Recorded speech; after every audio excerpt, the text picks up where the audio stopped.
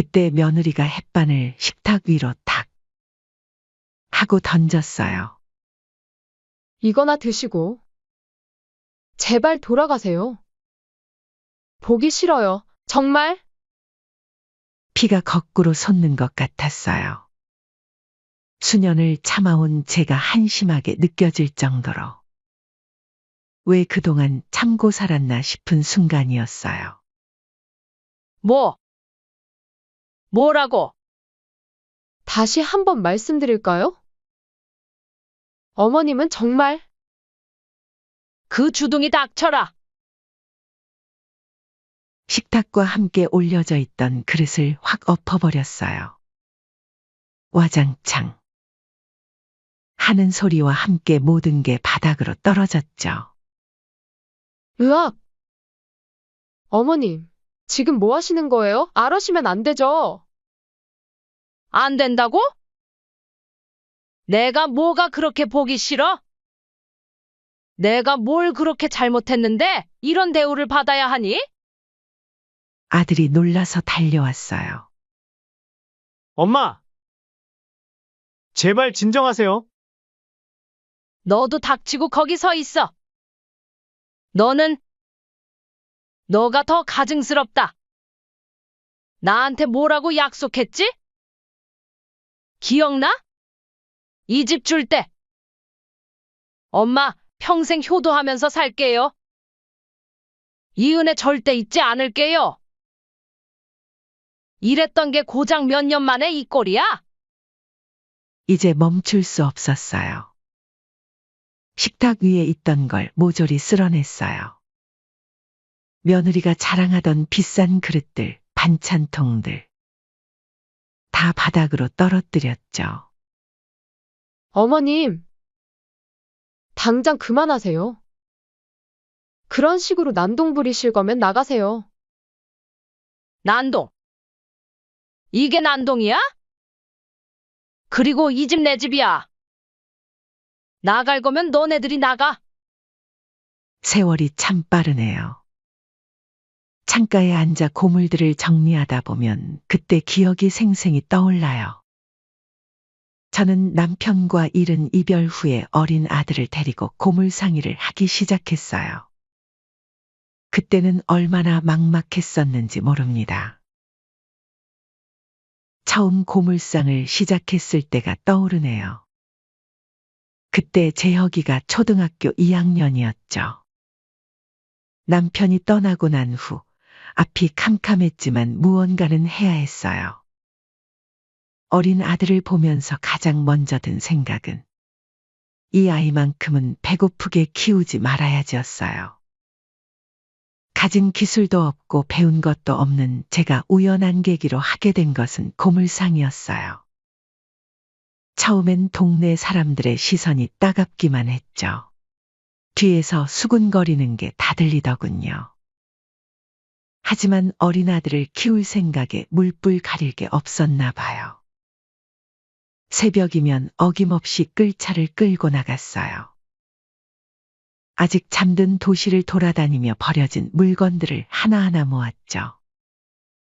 녹슨 철근, 헌 책상, 부서진 의자. 남들은 쓸모없다고 버린 것들이었지만 제겐 모두 보물이었어요. 그것들을 분류하고 닦고 고치면서 하루하루를 버텼죠. 어떤 날은 허리가 끊어질 것 같았어요. 무거운 고물을 나르다 보면 온몸이 쑤시고 손이 갈라져 피가 나기도 했죠. 특히 겨울이면 더 힘들었어요.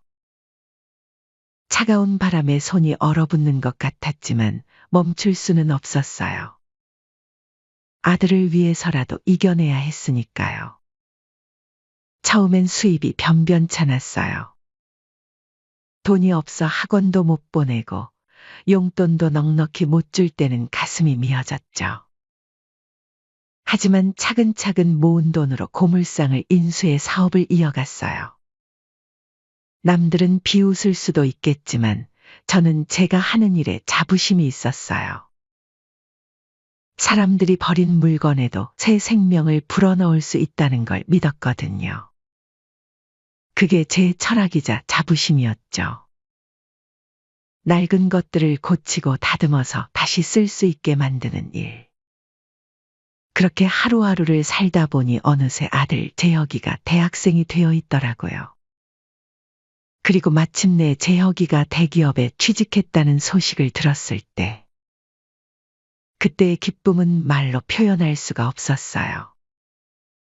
고생 끝에 낙이 온다더니 정말 그랬나 봐요. 하지만 그때는 몰랐죠. 그 낙이 오히려 더 큰 서러움의 시작이 될 줄은. 얼마 지나지 않아 재혁이가 결혼한다고 했어요. 예비 며느리 소영이를 처음 만났을 때부터 뭔가 마음에 걸리는 게 있었어요. 웃지도 않고 말도 툭툭 내뱉는 게 어딘가 싸한 느낌이 들었지만 긴장해서 그런가 보다 하고 넘어갔죠. 특히 제 허름한 옷차림을 위아래로 훑어보던 그 눈빛은 지금도 잊을 수가 없어요. 하지만 아들이 좋아하는 사람이니까 애써 무시했죠. 시간이 지나면 나아지겠지 하는 생각으로요. 결혼할 때 제가 평생 모은 돈으로 성남에 있는 신혼집을 마련해줬어요. 허리 휘도록 모은 돈이었지만 자식 생각하면 아깝지 않았죠. 소영이가 겉으로는 감사하다고 했지만 그 말이 진심이 아니었다는 걸 저는 금방 알 수 있었어요. 결혼하고 얼마 지나지 않아 소영이의 본 모습이 드러나기 시작했거든요. 제가 정성껏 담근 반찬은 늘 냉장고 구석에 처박혔고 가끔 찾아가도 반갑게 맞아주는 법이 없었어요. 명절 때도 친정에 먼저 가봐야 해요. 라는 말이 늘었고 전화도 점점 뜸해졌죠. 아들과 통화를 해도 바빠서요. 라는 말뿐이었어요. 한 달이 넘도록 연락이 없다 반찬 좀 해달라는 말에 찾아갔던 날. 그날의 기억이 아직도 선명해요. 문 앞에서 며느리의 차가운 눈빛을 마주했을 때의 서러움이란. 어머님. 그거 거기 두고 그냥 가세요. 그 말에 가슴이 철렁 내려앉았지만 애써 미소를 지었어요. 재혁이 올 때까지만 있다가 얼굴만 보고 가면 안 될까? 아, 에휴. 마음대로 하세요. 더 서러웠던 것은 현관에 들어서니 며느리가 코를 막고 손부터 씻으라더군요. 고물상에서 온 제가 더럽다 생각을 했나 봐요. 평생을 자부심으로 여겼던 일인데. 그게 부끄러운 일이 되어버린 것 같아 마음이 무너져 내렸어요. 그날 저녁 재혁이가 퇴근하고 들어왔을 때도 상황은 마찬가지였어요. 아들의 눈빛에서도 반가움을 찾아볼 수 없었죠. 제가 아들을 반기자 아들은 본체도 안 하고. 저희는 외식하기로 했어요. 이제 얼른 돌아가세요. 라는 말만 돌아왔죠. 시간이 지날수록 며느리의 차가운 태도는 시간이 갈수록 더 노골적으로 변해갔어요. 자식 집에 찾아가면 제가 앉았던 자리를 다시 닦고 제가 만진 물건들을 소독하는 모습을 보면서도 저는 참았어요. 아들 내외의 태도가 날이 갈수록 더해지면서 인내심은 점점 바닥이 나고 있었습니다. 그렇게 어느 날 아들 내외와 식사를 하던 도중 며느리가 말했어요. 어머님, 아직도 그 고물상 하세요? 응, 이래야지. 가만히 있으면 뭐 하겠니? 이제 그만하시는 게 어떠세요? 저희 체면도 있는데. 묘하게 말에 가시가 있더군요. 이 일이 어때서? 이걸로 네 남편 재혁이 대학까지 보내고 심지어 이 집도 샀잖니? 어머님, 요즘 시대의 고물상이라니? 생각해보세요. 재혁 씨가 회사에서 어떻게 보일지? 요새는 자식들 직업만큼이나 부모님 직업도 중요하거든요. 그게 무슨 말이니? 아들은 옆에서 묵묵히 밥만 먹고 있었어요. 며느리의 말이 끝나자 고개를 들더니 엄마, 맞는 말이에요. 솔직히 저도 좀 그래요. 나이도 있으신데. 이제 쉬세요. 내가 그렇게 생각하는 줄은 몰랐구나. 밥맛이 뚝 떨어졌어요. 평생 자부심으로 살아온 일인데 부끄럽다니. 그렇게 밥을 먹고 잠시 화장실에 다녀오는데 안방에서 들려오는 목소리에 발걸음을 멈췄어요. 여보, 어머님 좀 어떻게 해보면 안 돼요? 솔직히 다른 사람들한테 시어머니 직업 말하기도 쪽팔리고. 차라리 주부였으면 주부였지 고물상이 뭐야. 그래도 엄마가 좋다고 하겠다는데 말릴 방법 있나? 덕분에 용돈 타면 좋잖아. 아니, 당신도 싫잖아요. 고물상 하시는 거. 옷도 저게 뭐예요? 동네 창피하게. 알아. 나도 고민이야. 어머님이 여기 오실 때마다 냄새 나는 것 같고. 이웃들 눈치도 보이고. 가슴이 찢어지는 것 같았어요. 벽을 짚고 서서 한참을 움직이지 못했죠. 솔직히 며느리는 저를 어떻게 보든 상관없었어요. 다만 내 아들이 날 이렇게까지 부끄러워하다니. 저녁이 되어 손주가 귀여워 놀아주려고 블록을 하나 집었는데 며느리가 벼락같이 달려왔죠. 어머님. 곰을 만지시던 손으로 장난감을 만지시면 어떡해요? 그게 무슨 말이니 나 아까 씻었다. 그래도 좀. 요즘 애들은 위생에 민감하니까요. 면역력도 약하고 손 한 번만 더 씻고 만지세요. 나는 그저 손주랑 어머님, 제가 어머님 생각해서 하는 말이에요. 수희가 아프기라도 하면 어쩌시려고. 마치 전염병 환자 취급을 당하는 것 같았어요. 그때 마침 아들이 나왔는데 엄마, 소영이 말이 맞는 것 같아요. 요즘은 그런 거 조심해야 해서 아시잖아요. 그래. 알았다. 목이 메었어요. 화장실에 가서 손을 문질러 씻었어요. 손바닥이 빨개질 때까지요. 거울을 보니 눈가에 눈물이 고여 있더라고요. 저녁이 되자 며느리는 더 노골적으로 나왔어요. 거실에서 TV를 보고 있는데 어머님, 솔직히 말씀드릴게요.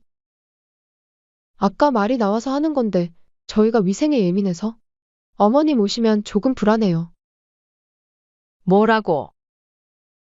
오실 때마다 아주 대청소를 해야 되니 너무 힘들다고요. 내일 손님도 오시는데 나 원참. 나 너네 보러 올 때는 항상 씻고 왔다. 뭐가 그렇게 더럽다고 하는 건지. 알아요. 그 얘기는 100번도 더 들었어요. 근데 어머님, 지독하게 몸의 냄새가 배어 있을 거 아니에요. 그 말을 들으니 정말 기가 막혀 말문이 막히더군요. 그 자리에서 일어나 방으로 들어갔어요. 그렇게 다음 날이 되자 아침부터 며느리의 태도가 평소보다 더 심했어요. 어머님, 우리 오늘 저녁에 중요한 손님이 와요. 어머님은 방에 계시면 안 될까요? 그게 무슨 말이니? 방에만 있으라고? 회사 부장님 가족분들이 오시거든요. 어머님이 계시면 몇 시간만 부탁드려요. 말끝을 흐리는 며느리를 보는데 속에서 불덩이가 올라왔어요. 설마 했는데 시어머니를 방에서 나오지 말라니. 마치 제가 이 집의 부끄러운 존재라도 된 것처럼. 하루 종일 방 안에만 있었어요. 화장실도 잘 못 가고. 마치 죄인이 된 것 같았죠. 저녁이 되어서야 손님들이 돌아갔어요. 배도 고프고 화장실도 가고 싶어서 문을 열었는데 어머님. 마침 잘 나오셨네요. 이거 정리하는 거 같이 좀 도와주실 수 있으세요? 아직 뒷정리 중이라서? 그때였어요. 제 눈에 식탁 위에 놓인 음식들이 들어왔어요. 손님들 접대하고 남은 화려한 음식들. 저기, 나도 배가 고픈데 맛있어 보이는구나. 이게 뭐니? 아, 어머님은? 잠시만요. 며느리는 급하게 음식들을 치우더니 찬장에서 햇반 하나를 꺼냈어요. 어머님은 이거 드세요. 궁상맞게 왜 남은 음식을 드시려 하세요? 내가 나오지 말라 해서 계속 방에 있었더니 배고파서 그런다. 어떻게 음식 하나 가져다 줄 생각도 안 하니 그래? 어머님, 이제 저희도 지칠 대로 지쳤어요. 솔직히 말씀드릴게요. 며느리가 한숨을 크게 쉬더니 말을 이었어요. 어머님이 오실 때마다 저희 집 분위기가 완전히 엉망이 돼요. 냄새나는 옷차림에 고물상에서 가져오신 이상한 물건들에 눈치가 그렇게 없으세요? 야속한 건 아들은 옆에서 한마디도 안 하더라고요. 거기다 어머님은 맨날 옛날 얘기만 하시죠? 내가 이걸로 너희 키웠다. 그게 언제적 얘기인데요? 이제는 그만하시죠. 저도 모르게 주먹이 꽉 쥐어졌어요. 내가 거짓말이라도 했다는 거야? 사실이든 아니든. 이제는 좀 그만하시라고요. 어머님은 고물이나 만지시면서 왜 저희 삶에 자꾸 끼어드시는 거예요? 저희는 남이에요, 어머니. 그때 며느리가 햇반을 식탁 위로 탁 하고 던졌어요. 이거나 드시고. 제발 돌아가세요. 보기 싫어요. 정말? 핏줄이 거꾸로 솟는 것 같았어요. 수년을 참아온 제가 한심하게 느껴질 정도로. 왜 그동안 참고 살았나 싶은 순간이었어요. 뭐라고? 다시 한번 말씀드릴까요? 어머님은 정말 그 주둥이 닥쳐라. 식탁과 함께 올려져 있던 그릇을 확 엎어버렸어요. 와장창. 하는 소리와 함께 모든 게 바닥으로 떨어졌죠. 으악! 어머님, 지금 뭐 하시는 거예요? 아러시면 안 되죠. 안 된다고? 내가 뭐가 그렇게 보기 싫어? 내가 뭘 그렇게 잘못했는데 이런 대우를 받아야 하니? 아들이 놀라서 달려왔어요. 엄마! 제발 진정하세요. 너도 닥치고 거기 서 있어. 너가 더 가증스럽다. 나한테 뭐라고 약속했지? 기억나? 이 집 줄 때. 엄마, 평생 효도하면서 살게요. 이 은혜 절대 잊지 않을게요. 이랬던 게 고작 몇 년 만에 이 꼴이야? 이제 멈출 수 없었어요. 식탁 위에 있던 걸 모조리 쓸어냈어요. 며느리가 자랑하던 비싼 그릇들, 반찬통들. 다 바닥으로 떨어뜨렸죠. 어머님, 당장 그만하세요. 그런 식으로 난동 부리실 거면 나가세요. 난동. 이게 난동이야? 그리고 이 집 내 집이야. 나갈 거면 너네들이 나가. 그러더니 며느리가 휴대폰을 들더군요. 이러시면 경찰에 신고할 수밖에 없어요. 그래? 해봐. 신고하면 이 집에서 누가 나가게 될지? 누구 명의로 되어 있는지 해보라고. 이런 싹수 없는 자식. 아들이 와서 며느리 휴대폰을 뺏었어요. 여보, 그만해! 어머니도 그만하세요. 너도 똑같아. 내가 올 때마다 얼굴 찌푸리고 불편해하고. 제가 웃으면서 말했어요. 너희들 내가 왜 고물상을 했는지 알아? 너 먹여 살리려고 평생을 그 고물더미에 묻혀 살았어. 근데 이제 와서 이 어미가 부끄럽다고?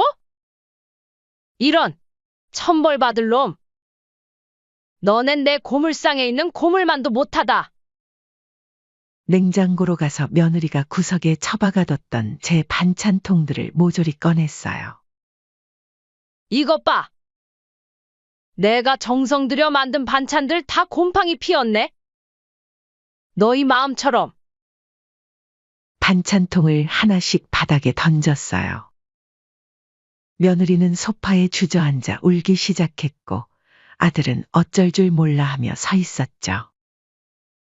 너네들 베푸는 내 인내심은 이제 한계다. 이 집 내놓을 거야. 싹 다 나가라. 가방을 집어들었어요. 가만히 계세요. 대체 왜 이러시는 거예요? 어디 가시려고? 됐다. 더 이상 나 찾지 말거라. 현관으로 향했어요. 아들이 붙잡았지만 뿌리쳤죠. 엄마. 제가 잘못했으니까 애기 좀 하고 가세요. 늦었어. 이제 와서 뭘? 문을 열며 마지막 말을 남겼어요. 아들아, 난 너를 그렇게 키운 적 없다. 사람을 급으로 나누는 것도 모자라 엄마까지 이렇게 홀대하다니? 그렇게 아들 집에서 나와 밤거리를 걸으면서 이상하게도 마음이 편안해졌어요. 30년 동안 참아온 게 이렇게 많았다니. 이제는 돌아가지 않을 거예요. 내 자존심을 지키면서 떳떳하게 살아갈 거예요. 택시를 타고 가면서 창밖을 봤어요. 달이 참 밝더군요. 그 달빛 아래서 전 이제 당당하게 걸어갈 수 있을 것 같았어요. 자식 새끼 다 필요 없다. 이젠 나를 위해서 살아야지. 그날 이후 아들과 며느리의 연락이 계속 왔어요. 엄마, 제발 돌아오세요. 어머님, 정말 죄송합니다. 기가 막히죠. 평생 조곤조곤 좋은 게 좋은 거지라며 오냐오냐 해주다. 막상 화를 내니 달라진 태도 야속하더군요. 하나도 답장하지 않았어요. 이제 와서 뭘 더 말하겠어요. 밥상은 엎었지만 제 마음은 다시 똑바로 세웠으니까요. 고물상으로 돌아와 보니 달빛에 비친 고물들이 반짝거리더군요. 누군가는 버린 것들이지만 제겐 이게 보물이었어요. 이걸로 아들 키우고 집도 사주고. 근데 그 아들은 이제 이게 부끄럽대요. 그날 밤 오래된 서랍을 뒤적이다가 재혁이가 어렸을 때 쓴 편지를 발견했어요. 엄마, 커서 꼭 효도할게요. 사랑해요. 그 편지를 보면서 웃음이 났어요. 씁쓸한 웃음이었죠. 너도 이제 커서 나를 부끄러워하는구나. 다음 날부터 전 더 열심히 일했어요. 고물상 정리하고 새로 들어온 물건들 분류하고. 바쁘게 지내다 보니 마음도 조금씩 편해지더군요. 그 사이에 아들 집도 내놓았죠. 일주일쯤 지났을까. 아들이 고물상으로 찾아왔어요. 엄마, 대체 누구 집 아들이신데 엄마라고 부르는 거예요? 저는 당신 같은 아들 둔 적 없수다. 잘못했어요. 제가 너무 어리석었어요.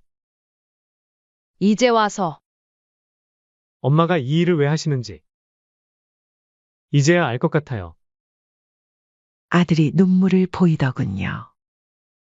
하지만 전 쉽게 마음을 열 수 없었어요. 너네들이 그동안 해왔던 행동들 되돌아봤니? 그게 얼마나 모욕적인지 알아? 평생 너희 뒷바라지하고 집까지 사준 엄마한테. 그래, 고물상 하는 게 그렇게 창피했니? 엄마, 정말 죄송해요. 소영이도 많이 반성하고 있어요. 반성? 그래. 근데 이제는 늦었어. 아들이 제 손을 잡으려 했지만 뿌리쳤어요. 이제 가봐. 난 이대로가 좋아. 적어도 여기선 내가 떳떳하니까?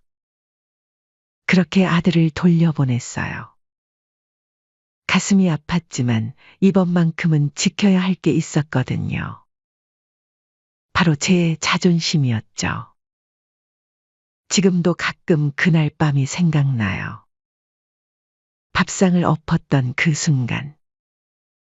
처음엔 미안한 마음도 들었는데, 이제는 그게 제 인생의 전환점이었다는 생각이 들어요. 눈앞에서 햇반이 던져졌을 때 느꼈던 그 모욕감. 그건 말로 표현할 수 없어요. 30년 동안 제가 받아온 모든 차별과 무시를 상징하는 거였죠. 그래서 전 그걸 받아들일 수 없었어요. 이제는 더 당당해졌어요. 제 직업은 버려진 걸 살리는 일. 그게 제 천직이에요. 누가 뭐래도 전 후회하지 않아요. 그날 밥상을 엎은 것도, 이렇게 혼자 사는 것도. 때론 자신의 자존심을 지키기 위해서는 과감한 결단이 필요한 법이니까요. 사실 아들 내외의 진심 어린 사과가 거짓은 아닌 것 같았어요. 하지만 이미 깨진 신뢰는 돌이킬 수 없었죠. 어머님, 저희 집. 아니, 어머님 댁에서 나가면 저희는 어디로 가야 하나요? 그건 내 문제야. 난 이미 부동산에 연락했고, 한 달 후면 새 주인이 들어올 거야. 엄마, 제발 한 번만 더 기회를. 기회. 내가 그동안 너희한테 몇 번의 기회를 줬는지 알아?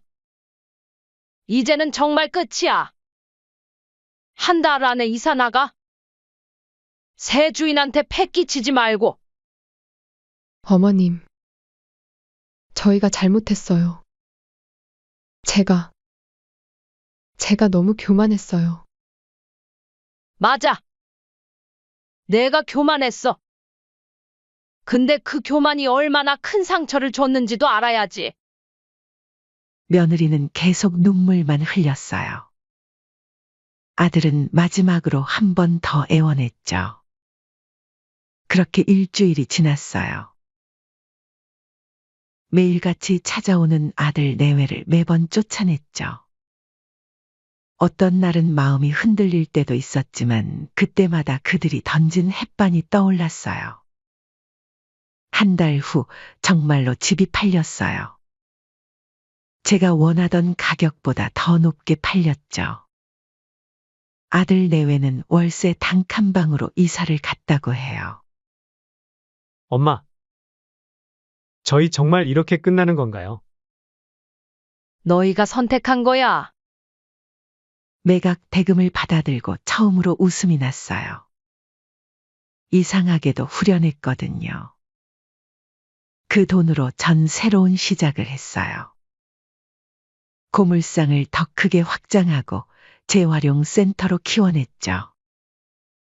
김정희님, 우리 재활용센터가 이번에 구청장상을 받게 됐습니다. 친환경에 관심이 많아진 요즘 재활용 센터에도 수요가 많아진 것이 운이 좋았죠. 정부에서는 신사업으로 지정한 것이었어요. 버려지는 것들에 새 생명을 불어넣는 일이 이렇게 가치 있는 일이었다는 걸. 자식에게 얽매이지 않고 저의 일에 집중하니 이제야 많은 사람들이 알아주더군요. 가끔 아들 소식이 들려와요. 월세방에서 어렵게 산다고. 며느리는 맞벌이로 나갔다고 하네요. 어머니, 소식 들었어요. 재활용 센터가 대박이라면서요. 그래서 저희 한 번만 더. 이제 그만해. 나도 이제 새 삶을 살 거야. 내 인생에서 자식이란 이름의 짐을 내려놓으니 어깨가 가벼워졌어요. 이제는 내가 하고 싶은 일, 내가 가치 있다고 믿는 일을 하면서 살아가고 있죠. 매주 토요일이면 지역 노인정에서 무료 급식 봉사도 해요. 거기서 만난 할머니들이 제 진짜 가족이 됐어요. 정희 씨, 대단한 것 같아. 지치도 않나 봐? 아이고, 정희님 덕분에 우리가 이렇게 웃으며 살아요. 버려진 물건에 새 생명을 불어넣듯 제 인생도 새롭게 태어났어요. 이제는 더 이상 과거에 연연하지 않아요. 앞만 보고 살아가고 있죠. 얼마 전에는 큰 회사에서 제안이 들어왔어요. 우리 재활용 센터를 모델로 전국적인 체인을 만들자고. 정희님처럼 버려진 것들의 가치를 아는 분이 필요합니다. 그렇게 전 이제 전국 순회 강연도 다니고 있어요. 제 이야기를 들으러 온 사람들에게 말해요. 여러분, 이 재활용된 물건들을 한번 봐보세요. 이렇게 쓸만한 물건이 되기 전에는 그저 고물일 뿐이었다는 게 믿기시나요? 하지만 지금은 근사한 보온병이 되지 않았습니까? 인생도 마찬가지예요. 우리가 우리 인생의 가치를 알아보기 전까지는 그저 볼품없는 초라한 고물일 뿐이죠. 아무리 하찮은 물건도 소중한 가치가 있습니다. 저는 자신의 가치를 지킨다면 무엇이든 될 수 있다 믿어요. 사람들이 박수를 쳐주고 눈시울을 붉히기도 해요. 그때마다 전 다시 한번 확신해요. 내가 옳은 선택을 했다는 걸. 이제 전 진정한 행복을 찾았어요. 더 이상 누구의 엄마나 시어머니가 아닌 그저 김정희로 사는 게 좋아요.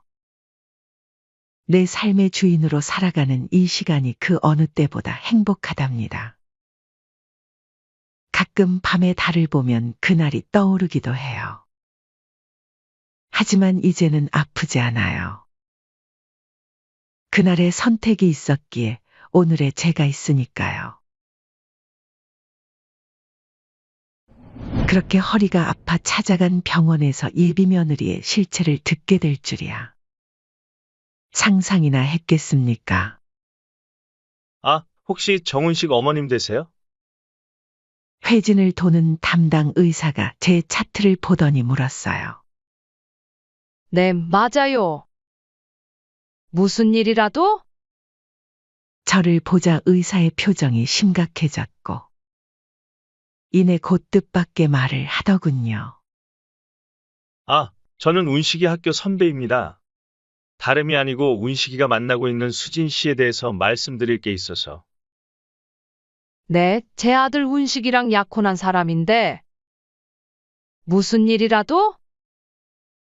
의사는 잠시 망설이더니 입을 열었어요. 어머니, 사실은 말이죠. 네? 그게 무슨 말씀이시죠? 잠깐만요. 그게 무슨...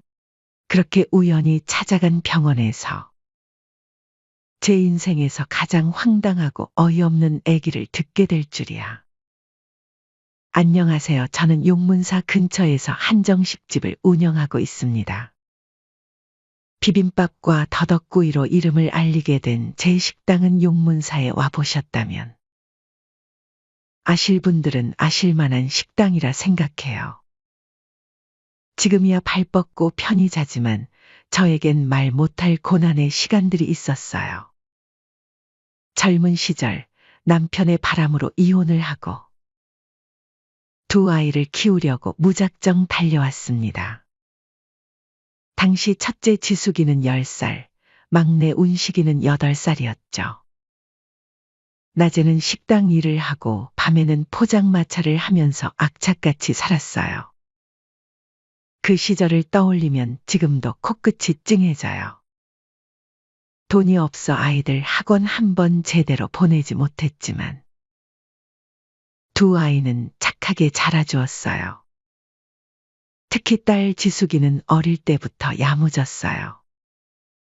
새벽부터 일하는 엄마를 위해 동생도 챙기고 집안일도 도맡아 했죠. 지금은 변호사와 결혼해서 안정된 가정을 꾸리고 있어요. 반면 운식이는 조금 특별했어요. 공부만 했던 터라. 공부는 잘했지만 세상 물정을 통 모르는 아이였죠. 의대에 들어가고 의사가 됐지만 그 순수함은 여전했어요. 그래서 늘 걱정이었죠. 엄마, 제가 결혼할 사람을 만났어요. 그날은 평소처럼 주방에서 일하고 있을 때였어요. 갑자기 찾아온 운식이가 한 말이었죠. 38년 동안 여자친구 한 명 집에 데려온 적 없던 아들이었기에 저는 깜짝 놀랄 수밖에 없었어요. 어떤 사람인데? 너가 결혼할 사람을 만났다니. 궁금하구나. 이번 주말에 집에 데려올게요. 순간 기쁘면서도 40살 먹도록 여자 한 번 만나보지 않은 아들이 만난 지 6달도 안 돼서 갑자기 결혼이라니. 30년 넘게 장사를 하다 보니 사람 보는 눈이 생겼거든요. 왠지 모를 불안감이 저를 엄습했죠. 그리고 그 주말 김수진이라는 여자를 처음 만났습니다. 첫인상은 나쁘지 않았어요. 32살의 그녀는 단정한 외모에 예의 바른 인사까지. 겉으로 보기엔 나무랄 데 없어 보였죠. 수진 씨는 지금 무슨 일을 하고 계신가요? 살짝 걱정되는 마음에 조심스레 물어봤어요. 아, 지금은 잠시 쉬고 있어요. 너무 걱정하지 마세요, 어머니. 운식 오빠가 결혼하면 필라테스 가게를 차려준다고 했거든요. 그 말을 듣는 순간 등줄기가 서늘해졌어요. 그래요? 아들이 가게를 차려준다 했다고요? 근데 지금은 아무 일도 안 하시는 거예요? 네. 당분간은 좀 쉬면서 결혼 준비할 생각이에요. 운식 오빠가 알아서 해준대요. 대화를 나눌수록 뭔가 석연치 않은 느낌이 들었어요. 자신의 과거나 현재 상황에 대해 물어보면 늘 얼버무리는 것도 그렇고 식사 자리에서 수지는 음식을 거의 손대지 않았어요. 제가 정성스럽게 준비한 더덕구이를 보면서도 아, 저는 입맛이 좀 까다로워서요. 라고 말하더군요. 운식이가 화장실에 간 사이 수진이 불쑥 말을 꺼냈어요. 어머니, 솔직히 말씀드릴게요. 전 시어머니 모실 생각은 없어요. 요즘은 자식이 결혼하면 남이라던데. 어머니도 그렇게 생각하시죠? 그 말을 하는 수진의 표정에는 당당함이 가득했어요. 저는요, 귀하게 자라서 간섭받는 거 싫거든요. 가족 행사 같은 것도 불편하다고 하니? 운식 오빠도 이해하더라고요. 그래요? 운식이가 그렇게 말했나요? 네, 어머니도 식당 일로 바쁘시잖아요. 서로 불편할 필요 없잖아요? 그 순간 운식이가 돌아왔고 수지는 마치 방금 전일이 없었다는 듯 환한 미소를 지으며 할 말은 다 했고. 오빠, 이제 슬슬 가볼까요? 라고 말했어요. 그날 이후로도 수진이는 몇 번 정도 우리 집을 들락거렸어요. 올 때마다 운식이 앞에선 다정한 예비 며느리 행세를 했지만 단 둘이 있을 때면 냉랭한 태도로 돌변했죠. 어머니, 저희 집 해주실 거죠? 요즘 진명이는 여자 앞으로 하는 게 좋아요. 그건 상견례부터 하고 애기하자. 운식 오빠도 의사니까 체면도 있잖아요? 저한테 차려줄 가게 인테리어도 고급스럽게 하고 싶고. 수진의 말에는 늘 돈이 따라다녔어요. 운식이가 의사니까. 운식이가 알아서 해줄 거니까라는 말도 입에 달고 살았죠. 특히 제가 신경 쓰였던 건 수진이 일도 없이 빈둥거리면서 운식이를 통해 가게를 차리려 한다는 거였어요. 정말 우리 아들을 사랑해서일까요? 아니면 다른 의도가 있는 건 아닐까? 며칠 뒤 딸 지숙이가 날 찾아왔어요. 엄마, 운식이 여자친구. 뭔가 이상해요. 느낌이 싸하달까? 오지랖이겠죠? 하지만 전 지숙이의 말을 끊었어요. 며느리가 될 사람의 욕을 하는 건 좋지 않아 보였거든요. 우선은 시간이 있으니 지켜보자. 하지만 이런 제 우려가 현실이 되는 데는 그리 오래 걸리지 않았어요. 그러던 어느 날 허리 통증이 심해져서 운식이의 추천으로 아들 대학 선배가 있는 병원에 가게 됐어요. 그리고 그곳에서 저는 상상도 못할 충격적인 이야기를 듣게 되었죠. 어머니, 디스크가 꽤 심한데요? 수술이 필요할 것 같은데. 어머니, 제가 있는 병원보다 여기서 수술 받으시는 게 좋을 것 같아요. 우리 선배가 있는 병원인데 이쪽으로는 최고예요. 수술 당일 아들 운식이는 수진이와 함께 병원에 왔어요. 수진이는 운식이 앞에서 극진한 관심을 보였죠. 오빠, 어머님 수술 끝나실 때까지 내가 있을게요. 오빠는 병원 가셔야 하잖아요. 하지만 정작 운식이가 병원에 가고 나자 수진이도 어디론가 사라져버렸어요. 수술은 잘 끝났고 회복실에서 쉬고 있을 때였죠. 아, 혹시 정운식 어머님 되세요? 회진을 도는 담당 의사가 제 차트를 보더니 물었어요. 네, 맞아요. 아, 운식이 어머님이시구나. 안 그래도 한번 뵙고 싶었어요. 운식이랑 저랑 학교 다닐 때 친했어요. 그나저나, 어머니, 사실 드릴 말씀이 있습니다. 의사의 표정이 심각해졌어요. 병실 문을 닫고 의자에 앉으시더니 조심스럽게 말을 꺼내셨죠.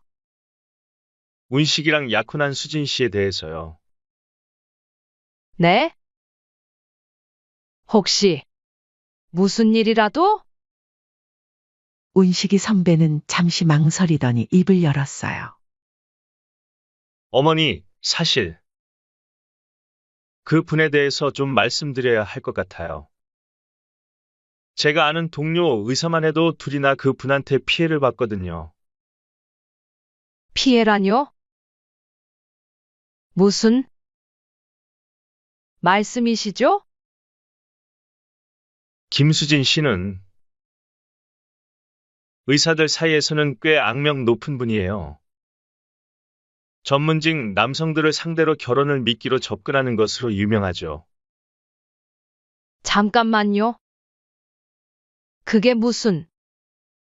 제 친한 후배가 첫 번째 피해자였어요. 처음에는 토익 강사라고 했대요. 그러다가 일시적으로 쉬고 있다면서 결혼하면 가게를 차려달라고. 결혼식 직전에 5천만 원을 받아내고는 잠적했죠. 말씀을 듣는 내내 머리가 어지러웠어요. 하지만 한편으로는 그래서 그랬구나 싶었죠. 최근에는 성형외과 박상현 선생님한테도 접근했더라고요. 운식이랑 동시에 만나면서 운식이도 이 사실을 알고 있나요? 다들 얘기했죠. 하지만 운식이가 워낙 그 여자한테 빠져 있어서 형들이 질투해서 그런다면서 그럴 리가 없다고 화를 내더라고요. 어머니, 제가 직접 나서서 말씀드리는 게 조심스럽지만 이대로 두면 운식이가 큰 상처를 받을 것 같아서요. 집으로 돌아오는 길, 머릿속이 복잡했어요. 이대로 가만히 있을 순 없었지만 증거 없이 아들에게 말했다간 오히려 역효과가 날 것 같았죠. 그날 저녁 딸한테 전화를 했어요. 지수가, 엄마가 부탁할 게 있어. 네, 엄마. 무슨 일이세요? 운식이 그 여자. 좀 알아봐 줄 수 있겠니?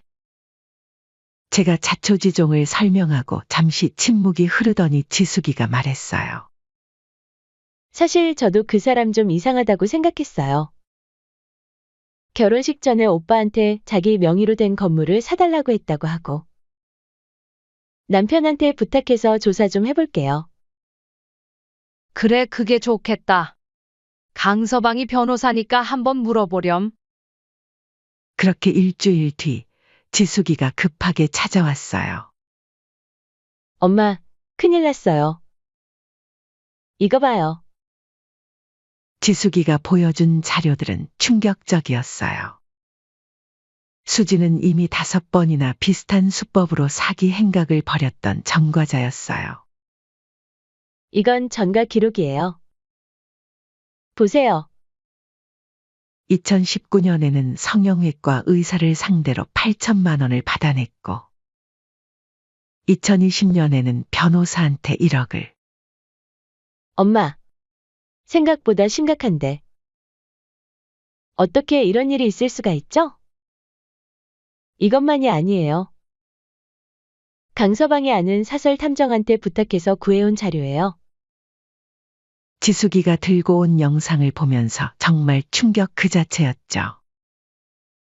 영상 속에는 수진이 다른 남자와 호텔에 들어가는 모습이 찍혀 있었거든요. 이틀 전에 찍은 거예요. 성형외과 의사랑 오빠랑 만나면서 동시에. 그렇게 상견례 전날. 저는 모든 증거를 들고 상견례 자리에서 폭로하기로 결심했어요. 감히 내 아들을 건드려? 상견례 당일이 되었죠. 새벽부터 하늘에서 비가 추적추적 내리더니 점점 빗줄기가 굵어졌어요. 마치 오늘 일을 예견이라도 하는 것처럼요. 평소 같았으면 이런 날씨에 한숨이나 쉬었겠지만 그럴 겨를도 없었어요. 호텔 레스토랑으로 가는 차 안에서 운식이가 물었어요. 엄마, 오늘따라 왜 이렇게 조용하세요? 그냥 좀 피곤해서. 좋은 날 인상 피시고 웃으세요. 우리 엄마 긴장하셨구나? 하하. 대답을 얼버무렸어요. 가방 속에 서류 봉투가 제 마음을 무겁게 누르고 있었거든요. 아들은 여전히 아무것도 모르는 듯 했어요. 드디어 상견례도 하네요. 아들 결혼하면 소원이 없다면서 걱정하시더니 이제는 좋으시죠? 아들의 밝은 미소를 보니 더욱 마음이 아팠어요. 하지만 이제 돌이킬 수는 없었죠. 오늘 모든 걸 밝혀내야만 했어요. 레스토랑에 도착하자마자 운식이는 계속 시계만 보고 있었어요. 약속 시간이 다가올수록 아들의 얼굴에는 초조함이 가득했죠. 엄마, 수진이가 연락도 없어요. 늘 이러는 건 아닌데. 시간이 흘러도 수진 모녀는 나타나지 않았어요. 10분, 20분, 30분. 40분이나 지난 후에야 그들이 모습을 드러냈죠. 아이고, 죄송해요. 길이 막혀서. 많이 기다리셨죠? 수진의 어머니는 사과의 기색도 없이 당당하게 들어왔어요. 마치 자기들을 기다리는 게 당연하다는 듯이요. 우리 수진이가 좀 늦잠을 자서. 원래 미인은 늦잠 잔다고 하잖아요. 귀한 집딸이니 너그러이 봐주세요. 호호. 농담이에요. 농담. 인상 피세요, 사돈. 저도 모르게 손에 힘이 들어갔어요. 수진이가 평소에도 좀 예민해서 음식도 아무거나 못 먹어요. 이 정도 레스토랑이면 괜찮나? 안사도는 음식도 제대로 시작하기 전부터 불만을 토로했어요. 메뉴판을 보더니 인상을 찌푸리며 말했죠. 여기 와인 리스트가 0. 프랑스 와인은 이것밖에 없나요? 우리 수진이가 평소에 마시던 건 하나도 없네. 순간 기가 차더군요. 그래도 꾹 참았어요. 주도권은 저에게 있으니 우선 애기라도 들어봐야겠다 싶었죠. 그나저나 사돈, 아들이 의사면 시댁에서도 좀 준비를 제대로 해야 하는 거 아닌가요? 무슨 말씀이신지? 아이고, 모르시는 척 하시네. 우리 수진이가 얼마나 귀한 몸인데. 수진이가 청담동에서 필라테스 학원 할 때 얼마나 잘 나갔는데요. 근데 결혼하겠다고 이제 아무것도 없이 시집을 가려고 하잖아요. 엄마도 참. 그런 얘기는 왜? 사실이잖아. 이렇게 내려놓고 시집 갈 거면 시댁에서도 보상이 있어야지. 신혼집도 얘기해 보셔야죠. 저는 마지막으로 한 번 더 수진의 눈을 바라봤어요. 그녀의 눈에는 아무런 죄책감도 보이지 않았죠. 참을 만큼 참았어요. 이제는 제가 우리 아들을 지켜야 할 때였죠. 어머니, 그건 나중에. 무슨 나중은? 지금 얘기해야죠. 강남으로 알아보셔야 해요. 의사 사모님이 사는데 변두리에서 살 순 없잖아요. 무슨 말인지 이해하시죠? 꼭 지역을 나눌 필요 있나요? 제가 조심스레 말을 꺼내자 안사도는 코웃음을 쳤어요. 아이고, 시어머님. 세상 물정 몰라 어떡해요? 우리 수진이가 거기서 어떻게 살아요? 대출 끼는 것까지는 양보해서 전세금도 최소 10억은 넘게 생각하고 계셔야 할 텐데. 10억이요? 운식이가 놀란 목소리로 물었어요. 그의 표정이 굳어지는 게 보였죠. 그래요. 요즘 강남 전세가가 그 정도는 돼야죠. 제 딴에는 많이 봐준 거예요. 그리고 진명이도 수진이 앞으로 놓는 게 좋겠어요. 아, 그리고 필라테스 학원도 생각해 보셨죠? 안사돈의 말에 수진이 끼어들었어요. 오빠, 전에 말했잖아요. 결혼하면 학원 차려주신다고. 아들 운식이의 얼굴이 더욱 어두워졌어요. 그건 결혼하고 나중에 천천히 얘기하기로 하지 않았어? 아이고, 무슨 소리예요? 결혼 전에 다 준비돼야죠. 식사가 이어지는 동안 안사돈의 요구사항은 끝없이 이어졌어요. 인내심은 바닥을 치고 있었죠. 예물, 신혼여행은 전부 최고급. 그때마다 운식이의 표정은 점점 더 어두워졌죠. 드디어 때가 왔다고 생각했어요. 가방에서 서류 봉투를 꺼냈죠. 듣자 하니까 더 이상은 못 들어주겠군요. 수진이 저를 경계하는 눈빛으로 쳐다봤어요. 수진 씨 혹시 성형외과 박상현 선생님은 잘 아시나요? 순간 식당이 조용해졌어요. 수진의 얼굴이 하얗게 변했죠. 무슨 말씀이신지. 이틀 전에 만나셨잖아요? 이 호텔 로비에서요. 아니면 다른 호텔에서도 자주 만나시나요? 그 순간 아들이 놀란 눈으로 저를 쳐다보더군요. 엄마, 갑자기 이게 무슨 말이에요? 안사돈이 벌떡 일어났어요. 얼굴이 새빨개진 채로 소리를 질렀죠. 지금 뭐 하시는 거죠? 무례하시군요. 이게 무슨 소리예요? 우리 수진이를 모욕하는 거예요? 모욕이 아니라 사실입니다. 차분히 전과 기록과 호텔 CCTV 영상을 테이블 위에 올려놓으며 말했어요. 어디서부터 어디까지가 사실이고 거짓인지. 이런 전과 기록이 있네요. 사기죄. 그것도 5번이나. 운식이가 떨리는 손으로 서류를 집어들었어요. 아들의 눈에서 눈물이 흘러내렸죠. 이게 다 사실이에요? 수진이는 대답 대신 울음을 터뜨렸어요. 안사돈은 발악하듯 소리를 질렀죠. 이런 식으로 나오시면 가만히 있지 않을 거예요. 우리가 누군 줄 아세요? 가만히 안 있으면요? 어떻게 하실 건데요? 법적으로 하시죠. 저희도 다 준비돼 있습니다. 사기 전과 있는 집안 무섭지 않군요. 운식이는 충격을 받은 듯 아무 말도 못하고 있었어요. 수진을 바라보는 눈빛이 슬픔으로 가득했죠. 이 결혼은 여기서 끝입니다. 제 선원의 식당은 순식간에 조용해졌어요. 우리 아들을 농락하고 돈만 노리는 사람이랑은 절대 결혼시킬 수 없어요. 안사돈은 테이블을 내리치며 소리를 질렀어요. 당신들이 뭔데? 감히 우리 수진이가 어떤 애인데?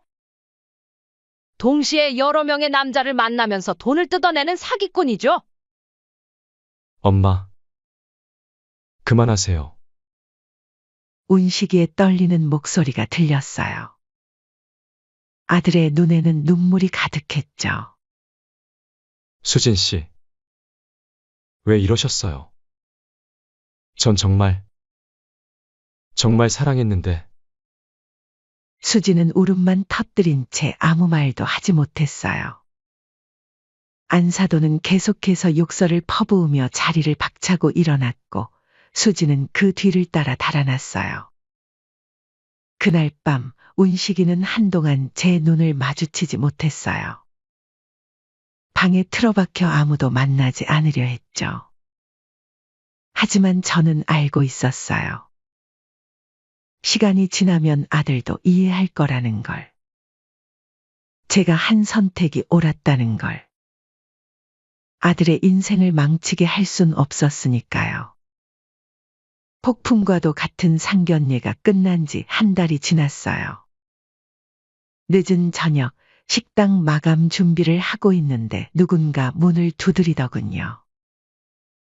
비가 추적추적 내리는 날이었어요. 죄송합니다.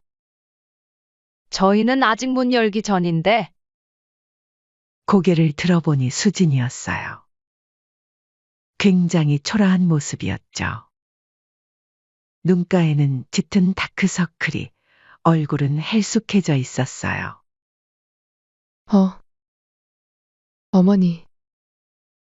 목소리도 많이 달라져 있었어요. 예전에 당당하고 도도하던 모습은 온데간데 없었죠. 무슨 일로 왔어요? 저희는 재판 때 볼 건데 굳이 왜 찾아오셨죠? 제발. 한 번만 기회를 주세요. 운식 오빠를 마지막으로 한 번만 만나게 해주시면. 수진이 갑자기 제 앞에 무릎을 꿇었어요. 이러지 마세요. 일어나요. 어머니, 전 정말 달라질 수 있어요. 처음엔 돈만 보고 접근했지만, 시간이 지날수록 오빠의 진심이 보였어요. 이제는 진심으로. 그만! 이제 와서 무슨 진심 타령이에요? 그동안 몇 명의 남자들 인생을 망쳐놨는지는 생각도 안 나나 보네요? 죄송합니다. 정말 죄송합니다. 하지만 이번만큼은. 그때 수진이의 어머니도 들어왔어요. 예전에 그 도도하던 모습은 찾아볼 수 없었죠. 사돈, 제가 잘못했습니다. 제가 우리 수진이를 잘못 키웠나 봐요. 웃기시는 분이네요. 제가 왜 당신 사돈입니까? 더 이상 당신들이랑 엮이고 싶지 않네요. 우리 수진이가 이젠 정말 뉘우치고 있어요. 한 번만 기회를. 그동안 당신 딸이 얼마나 많은 사람들 인생을 망쳐놨는지 아세요? 콩 심은데 콩 난다더니 당신도 똑같아요. 지금 와서 눈물 몇 방울로 용서받을 수 있다고 생각하시나요? 자신이 한 일에 대해 정당하게 죗값을 받도록 하세요. 그게 당신들이 용서받을 수 있는 유일한 방법입니다. 수진이 울며 매달렸어요. 어머니 정말 죄송해요. 제발 이번에 집행유예 기간이라 한 번만 선처를 해주시면. 이제 그만해요. 우리 아들한테 입힌 상처를 생각하면 사지가 뒤틀리는 것 같으니까. 어머니, 다시는 우리 아들 앞에 나타나지 마세요. 한 번만 더 우리 아들 근처에 얼씬거리는 거 보이면 가만두지 않을 거예요. 그들이 떠난 후 비가 더 거세게 내리기 시작했어요. 마치 오늘의 일을 씻어내리듯. 며칠 뒤 운식이가 퇴근하고 식당에 들렀어요. 엄마, 왜 이제 왔어? 밥은 먹었니? 엄마. 정말 감사해요. 갑자기 웬 감사야. 오늘 박상현 선생님을 만났어요. 수진 씨한테 거의 2억을 뜯겼대요. 결혼을 미끼로. 운식이의 목소리가 떨렸어요. 다른 피해자들도 많이 나타났더라고요. 저도 그렇게 될 뻔했네요. 그때 사람들이 저한테 경고를 했는데 바보같이 여자에 눈이 멀어서. 운식아, 전 여자복이 없나 봐요. 근데 그래도 저한텐 엄마가 있잖아요. 엄마가 아니었으면 저도 피해자가 됐겠죠? 아들이 제 손을 꼭 잡았어요. 그의 눈에는 눈물이 고여 있었죠. 엄마가 제 곁에 있어줘서 정말 다행이에요. 결국 수진은 구속됐어요. 재판에서 징역 4년을 선고받았죠. 피해자가 10명이 넘었고 피해 금액도 10억이 넘었으니까요. 딸 지숙이가 전해준 소식으로는 수진이 교도소에서 감형을 바라며 피해자들에게 반성문을 쓴다고 해요. 하지만 이미 엎질러진 물. 돌이킬 수 없는 상처들이죠. 이제 운식이도 많이 밝아졌어요. 예전처럼 웃음도 되찾고 일도 열심히 하고 있죠. 엄마, 이제 제가 엄마 지켜드릴게요. 그동안 저 때문에 너무 힘드셨죠? 그 말을 들을 때마다 가슴이 뭉클해져요. 힘들었던 시간들이 주마등처럼 스쳐 지나가면서 새삼 우리 모자의 인연이 얼마나 소중한지 깨닫게 되네요. 벌써 1년이 지났어요. 우리 식당은 여전히 잘 되고 있고 운식이도 의사로서 승승장구하고 있죠. 그날의 악몽 같던 일은 이제 먼 과거가 된 것 같아요. 엄마, 오늘은 일찍 문 닫아요. 제가 모시러 올게요. 왜? 무슨 일 있어? 깜짝 파티예요. 누나도 오고. 운식이가 신나게 웃으며 말했어요. 요즘 들어 아들의 얼굴에 웃음이 가득해요. 예전에 그 우울했던 모습은 찾아볼 수 없죠. 지숙이가 예약해둔 레스토랑에 도착하니 아늑한 자리가 마련돼 있더군요. 엄마, 오늘은 우리가 엄마 식사 대접할게요. 그래, 근데 무슨 특별한 날이라도. 1년 전 오늘이 기억나세요? 순간 가슴이 찡했어요. 그날 상견례의 자리에서 있었던 일이 떠올랐죠. 엄마 덕분에 제가 이렇게 행복할 수 있게 됐잖아요. 그때 딸 지숙이가 웃으며 말했죠. 엄마 그거 아세요? 은식이가 여자친구 생겼대요. 이번엔 제가 먼저 어떤 사람인지 봤어요. 아니, 누나! 운식이가 당황한 듯 소리를 질렀어요. 왜? 민지 씨 정말 착하고 예쁘잖아. 벌써 2달째 은식이 오빠만 보고 있다고. 운식이의 얼굴이 새빨개졌어요. 그래? 어떤 분인데? 제가 묻자 딸 지숙이가 반색하며 대답했어요. 고등학교 때부터 간호사가 꿈이었대요.